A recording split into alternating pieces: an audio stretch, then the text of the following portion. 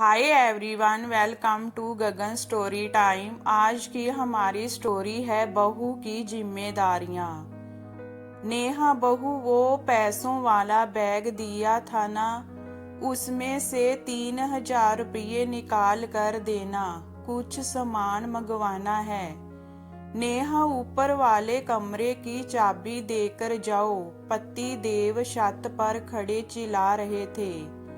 बहू, अंदर मेहमानों को चाय भिजवाओ जल्दी, कब से इंतजार कर रहे हैं। क्या नेहा, तुम्हारे पास तो हमारे साथ बैठने का समय ही नहीं है। तुम्हारी देवरानी अंजलि को देखो, कैसे सबके पास बैठकर गप्पे लड़ा रही है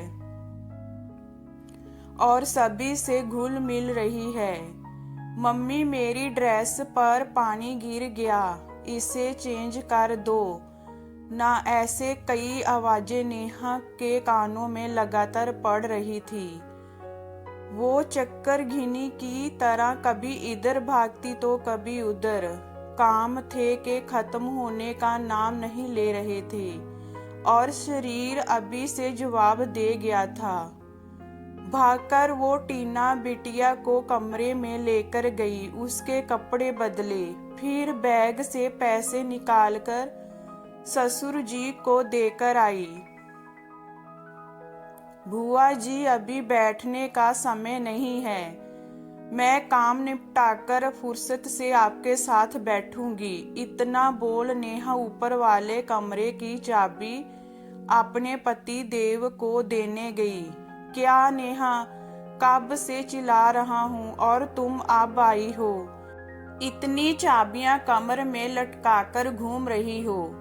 अगर नहीं संभालती जिम्मेदारियां तो लेती ही क्यों हो। जिम्मेदारियां कौन लेना चाहता है।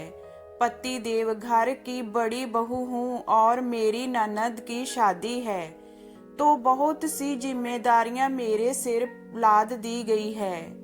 देवरानी जी ने तो ये कह पीछा छुड़वा लिया कि उसकी शादी को अभी 6 महीने ही हुए हैं, उसे इतना काम संभलता नहीं है, इसीलिए सब जिम्मेदारियां मुझे दे दी गई है, जैसे मैं कोई ट्रेनिंग लेकर आई हूँ। सब जिम्मेदारियों को उठाने की इतना बोल नेहा वापस रसोई में आ गई और अपने कामों में लग गई।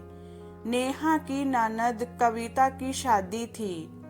देवरानी जी ने कोई जिम्मेदारी ली नहीं और सबको लगता था वो इस घर में नई है, उसे रीति रिवाजों के बारे में भी ज्यादा नहीं पता, इसीलिए कोई उससे कुछ भी काम करने के लिए नहीं कह रहा था। वो सब मेहमानों के साथ बातें करती इधर से उधर घूम रही थी। मेहमान भी खुश थे कि कोई उन्हें पूछ रहा है और नेहा से सबको शिकायत थी कि वो अपने कामों में उलझी हुई है। ऐसे ही शाम हो गई। कविता जब पार्लर तैयार होने गई तो उसके कुछ समय बाद अंजलि भी तैयार होने घर से निकल गई। उधर नेहा अभी भी सारी तैयारियां करने में जुटी थी।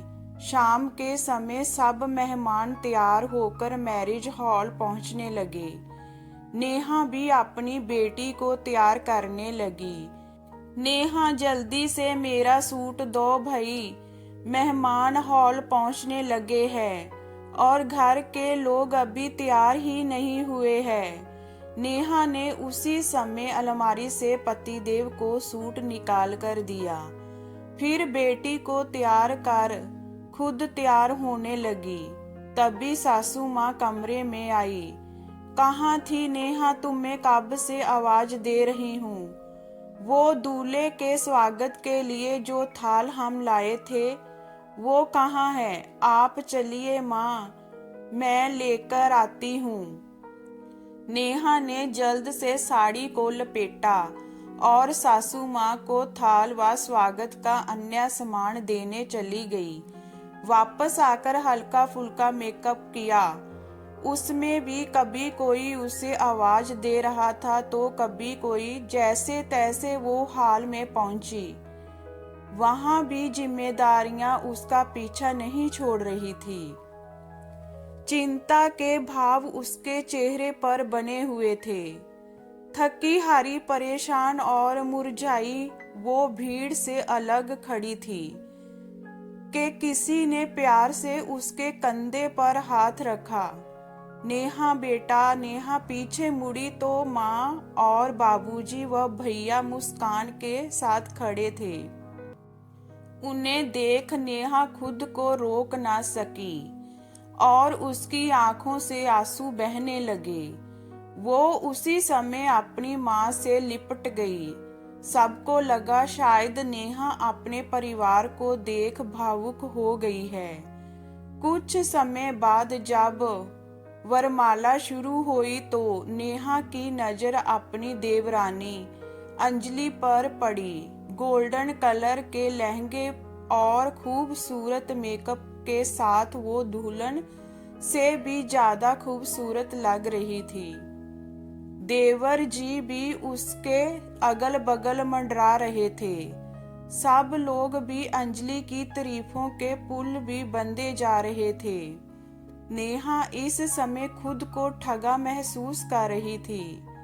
तभी उसकी माँ बोली, बेटा तुझे किसी चीज की कमी है क्या, जो तू हर समय मुरझाई रहती है।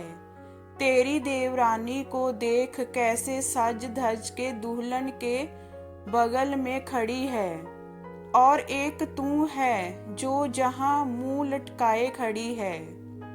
जैसे वो सज सवर के आई है वैसे तू क्यों नहीं आई।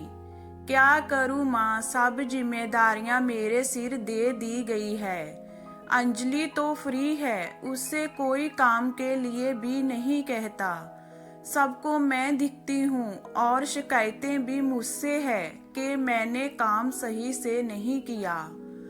आप बताओ इतने काम में मैं भला कहाँ तैयार होने जाती। साड़ी और मेकअप तब भागम भाग में करके आई हूँ। देवरानी जी के तो पति है उनके लिए आवाज उठाने को, लेकिन जहाँ तो पति देव ही साथ नहीं देते। बेटा जो जिम्मेदारियां लेता है, जिम्मेदारियां दी भी उसे ही जाती है और सुनना भी उसे ही पड़ेगा जो काम करेगा। लेकिन तुम खुद समझदार हो, पति देव कुछ नहीं बोलते तो तुम तो अपने लिए बोलो। चुपचाप काम करती रहोगी तो हर कोई आकर अपना काम तुम्हें पकड़ा जाएगा। तुम घर की बड़ी बहू हो, घर के लिए तुम्हारे कुछ फर्ज जरूर है, लेकिन सबकी अपनी एक क्षमता होती है। उससे अधिक एक इंसान काम नहीं कर सकता। बोलना सीखो और कामों में दूसरों की मदद लेना भी। कुछ ही दूरी पर खड़े पति देव सारी बातें सुन रहे थे। आज तक उन्हें बीवी का दर्द कभी दिखा नहीं था, लेकिन आज उसका उदास चेहरा और दूसरी तरफ भाई की बीवी का हंसता मुस्कुराता चेहरा देख वो अपने आप मजबूर हो गए सोचने पर।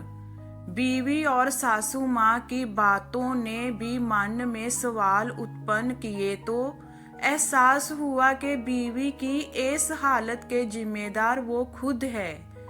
रोहन ने खुद से वादा किया कि बस बहुत हुआ, अब वो भी अपने भाई की तरह बीवी का साथ देगा और नेहा को कोल्हू के बैल की तरह काम नहीं करने देगा। शादी अच्छे से संपन्न हो गई और दुल्हन भी विदा हो गई। घर आकर भी मेहमानों को विदा करने और उन्हें मिठाई, कपड़े व शगुन का जिम्मा भी नेहा को दे दिया गया था। जे देख रोहन बोले, नेहा अब जे काम भी तुम ही करोगी क्या? तुम आराम करो, पिछले कुछ दिनों से लगातार काम करके तुम थक गई हो। घर में और लोग भी हैं जो काम कर सकते हैं। माँ आप आधी जिम्मेदारी छोटी को भी दो ताकि वो सीख सके कुछ। कब तक नेहा सब अकेले करती रहेगी? पिछले कई सालों से नेहा अकेले सब करती आ रही है। अब जब देवरानी आ गई है तो नेहा को भी कुछ आराम मिलना चाहिए। नेहा से चाबी के छल्ले लेकर माँ को सौंपता हुआ रोहन बोला। सब लोग रोहन और नेहा को देखते रह गए और रोहन नेहा को लेकर अपने कमरे में चला गया। नेहा इन सब के लिए मैं खुद को जिम्मेदार मानता हूँ। अगर सही समय पर तुम्हारी तकलीफ देख पाता तो तुम इतनी परेशान ना होती। नेहा कुछ ना बोल सकी। उसका दर्द आंसू बनकर बहने लगा और पतिदेव ने उसे बाहों में भर लिया। कई बार दिल की बातें बोलकर नहीं कही जाती, लेकिन सामने वाला सब समझ जाता है। नेहा इस समय चुप थी, लेकिन जो कुछ वो कहना चाहती थी पतिदेव सब समझ रहे थे। इस दिन के बाद रोहन हमेशा नेहा की ढाल बनकर खड़ा रहा। जब पति का साथ मिलता है तो ससुराल में एक औरत को कोई कुछ भी कहने से पहले सोचता है। इस दिन के बाद नेहा की जिम्मेदारियां आधी हो गई। उसने भी खुद के लिए बोलना सीख लिया और उसकी जिंदगी पहले से आसान हो गई। ये स्टोरी आपको कैसी लगी हमें कमेंट में बताइए। लाइक कीजिए, शेयर कीजिए एंड वॉचिंग के लिए थैंक यू।